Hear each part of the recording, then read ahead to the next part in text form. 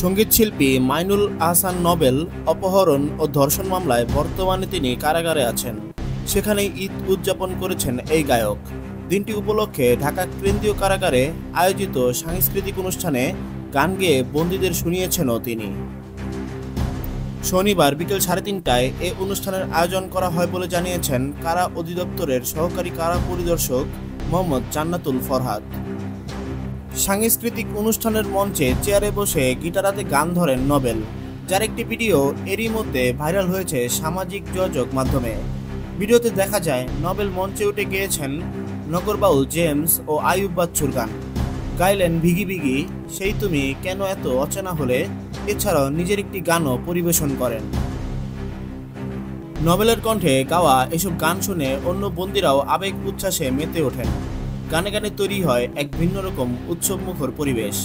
ঈদের দিনে জেলের বন্দীদের জন্য গান গেয়ে হয়তো আশা দেখিয়েছেন নোবেল।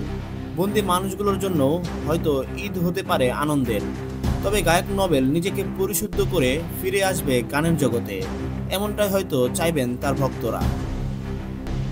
সম্প্রতি সামাজিক যোগাযোগ মাধ্যমে নোবেলের মারধরের একটি ভিডিও ভাইরাল হয়। পরে ভুক্তভোগীর পরিবার তাকে চিনতে পেরে জাতীয় জরুরি সেবা 999-এ কল করে।